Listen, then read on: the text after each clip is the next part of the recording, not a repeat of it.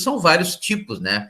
O genérico é o agente público, aí temos servidores públicos, administrativos, etc, etc. Então, vejo que o último contra-cheque era o que os servidores públicos tinham como atrativo para trabalhar no serviço público, né? Para fazer o concurso e tal, concurso de provas e títulos lá do artigo 37, inciso 2º, e agora, depois de 2012, com a Lei 12.618, houve a necessidade aí da contratação de um plano de previdência complementar, um plano privado de previdência complementar, né? Então, vê que o salário caiu, porque as pessoas, mesmo ganhando 34, 35 mil, como ganha o ministro do STF, até mais um pouquinho, isso só o salário, né? Então, vejam que ele vai se aposentar, né? Não é o caso do ministro do STF, logicamente, que os agentes públicos vitalícios, né, nos termos do artigo 95, inciso 1º da Constituição Federal, esses não vão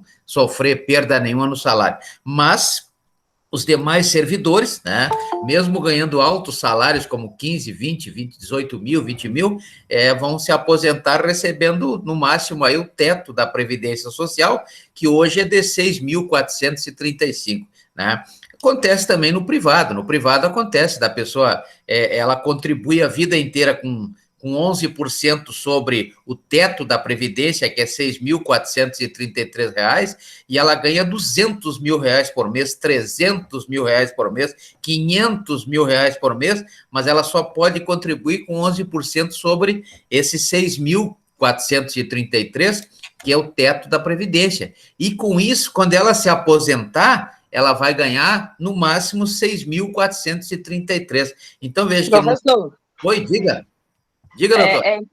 Eu acho importante salientar também Sim. que essa PEC 32, ela deixa de fora, por exemplo, os magistrados, os parlamentares, militares, Força Armada, as categorias... Essas categorias não foram atingidas pela lei. A Lei 12.618 de 2012. E o mais importante, o fundamento dessa reforma, ela está sendo tratada como sigilosa. Isso não me vê com bons olhos. Não, na verdade, vão criar aí uma casta de privilegiados, né? Em função já aconteceu em 2012, quando a Lei 12.618, não sei se os colegas já pesquisaram essa lei, ela seguiu a mesma linha da Lei Complementar número 108. A Lei Complementar número 108, lá de 2001, né, também a Lei Complementar número 109, também de 2001, trouxeram um sistema de previdência privada, né? Ou seja, a previdência é gerida pela iniciativa privada. E a iniciativa privada não tem nada público, não tem o espírito público, não tem o interesse público prevalecendo sobre o interesse privado. Até muito pelo contrário, lá o que prevalece é o interesse privado. Então, quem cria uma previdência complementar, cria para ganhar dinheiro, para ter lucro, não é verdade? Ninguém cria uma previdência complementar para não ganhar nada, né? Então, o setor privado, a iniciativa privada, tem um objetivo, que é exatamente o lucro, né? Então, se não tiver lucro, não interessa para eles. Então, vejam que, quando foi criada a Lei Complementar número 108 e também a Lei Complementar 109 em 2001, com o sistema de previdência particular ou a previdência privada, né, gerida aí pelos maiores bancos do país, né? Está lá também na Lei 4.595 de 91, a Lei das Transações Bancárias, etc. Então, vejo que existe um interesse de ganhar muito dinheiro em cima do servidor público, do agente público. Agora, existe, como a colega falou, né, a colega Rebeca, alguns privilegiados, né, algumas categorias de privilegiados que não estão incluídos nesse rol, né? Então, por isso que eu estou dizendo, os senhores devem prestar atenção nesta PEC 32 de 2020, PEC 32, proposta de emenda constitucional número 32, nos termos do artigo 60 da Constituição Federal, ela trará mudança na própria Constituição Federal, porque é uma emenda constitucional, uma proposta de emenda constitucional, né? Reservados aí o que prevê o artigo 60, parágrafo 4º da Constituição Federal. O artigo 60, parágrafo 4º, ele traz as cláusulas pétreas, né? o direito ao voto, do artigo 14, os direitos individuais do artigo 5º, etc., são pontos que não podem ser alterados. Alterados até podem, não pode ser suprimidos, da própria Constituição Federal. Então, são as chamadas cláusulas pétreas, né? Mas não existe nenhuma lei que proíba de revogar o próprio artigo 60, parágrafo 4º. Né? Então, se revogar o próprio artigo 60, parágrafo 4º, aí cai por terra essa teoria da cláusula pétrea. Então, essa PEC 32, ela é importante porque ela está mexendo numa dos requisitos, né, que incentivavam o acesso ao serviço público, que é a questão do salário, ou seja, da remuneração, né, que era do último contra-cheque. Agora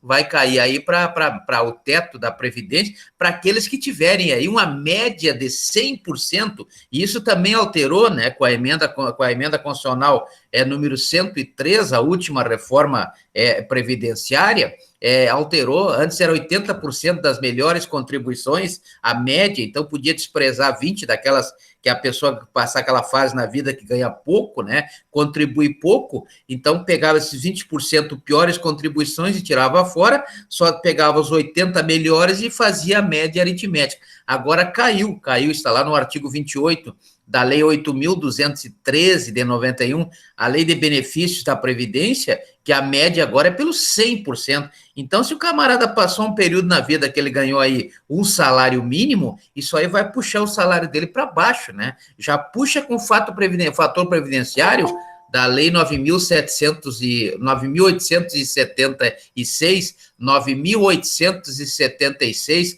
a Lei do Fator Previdenciário, já puxa para baixo. Imagina com a média do 100% aí do salário de contribuição. Realmente vai ser um desastre aí, em referência ao salário de benefício das pessoas. Então, os servidores públicos vão ser obrigados a ter que pagar essa previdência complementar para que consigam, quando se aposentarem, né, ter aí um salário mais ou menos parecido com aquele que eles recebiam quando estavam na ativa, né? Quem não pagar não vai ter um salário bem pequenininho, né? Vai ter um salário de professor bem pequenininho. Então, vejo que isso vai influenciar muito. E o outro fator, exatamente, é a estabilidade, né? Estabilidade prevista no artigo 41 da Constituição Federal, coisa que aconteceu com o empregado lá da relação trabalhista, do contrato individual de trabalho do artigo 442 da CLT, né, envolve aí o empregador do artigo 2º e o empregado do artigo 3º também da CLT, né? Então, até 66, até a Lei 5.107 de 66, o empregado que completava 10 anos no emprego, ele adquiria estabilidade, né? Isso está no artigo 492 da CLT. Depois, com a Lei 5.107 de 66, criou-se o Fundo de Garantia por Tempo de Serviço. Hoje é um direito, está lá no artigo 7º, inciso 3º da Constituição Federal, tanto para os trabalhadores rurais quanto para os trabalhadores urbanos, é um direito, e hoje é regulado pela Lei 8.036 de 90, a Lei 8.036 de 90 traz o Fundo de Garantia. Mas o importante é que antes existia a possibilidade de receber o mesmo salário da ativa, isso vai cair, já caiu, né? Para a maioria dos agentes já caiu, e também existia a possibilidade da estabilidade, né? E a estabilidade vai cair. Assim como aconteceu com o empregado da iniciativa privada, certamente irá acontecer também com o servidor público, né? Vai perder a estabilidade prevista no artigo 41 da Constituição Federal. Então, vejam que existe aí uma possibilidade de ficar bem ruizinho aí para o servidor, para os agentes públicos, em função da perda da possibilidade do último contra-cheque e também da estabilidade, porque os empregados que tinham a estabilidade prevista no artigo 492 da CLT, acabaram perdendo, e isso foi substituído pelo Fundo de Garantia por Tempo de Serviço, né? Então, hoje tem um Fundo de Garantia por Tempo de Serviço, que é um depósito, todo mês é depositado lá 8% na conta vinculada na Caixa Econômica Federal, e ao final, se a pessoa for despedida aí sem justa causa, por exemplo, pelo artigo 477 da CLT, ele ainda recebe mais de 40%. Isso também está para cair, também vai cair esses 40% aí também do Fundo de Garantia previsto no artigo 18 da Lei 8.036 de 90. Por que eu estou falando isso? Porque o nosso